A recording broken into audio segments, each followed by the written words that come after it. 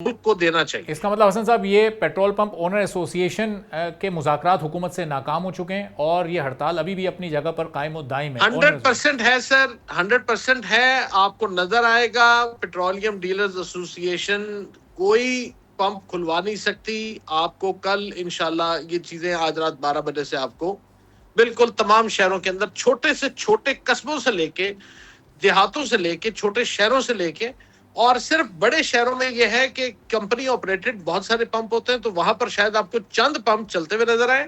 Otherwise آپ کو یہ نظر آئے گا کہ پیٹرول پمپس پورے ملک میں بند ہو چکے ہیں. جو پاکستان پیٹرولیم ڈیلرز ایسوسی ایشن کے لوگ تھے, ایک لڑکا ہمارا کھڑا ہوا تھا وہاں پہ, ندیم نام کا, جس کے پاس نہ تو کوئی اختیار ہے, وہ ہماری ایسوسی ایشن سے ممبرشپ وہ ضرور رکھتا ہے, لیکن اس کا ہمارے ایگزیکٹو باڈی سے ڈیسیژن میکنگ سے اور ہمارے کسی فیصلے کا اس کو کوئی اختیار نہیں ہے.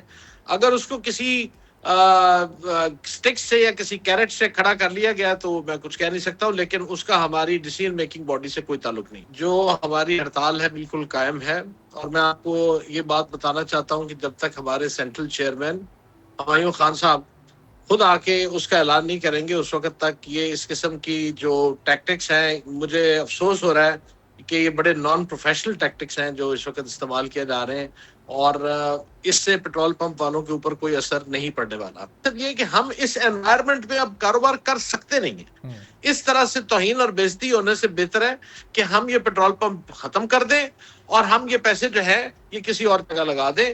ہمیں گورنمنٹ وہ عزت اور وہ پروٹیکشن دینے میں ناکام ہو گئی ہے. سبسکرائب کریں اور بیل دبائیں تاکہ کوئی خبر رہ نہ جائے.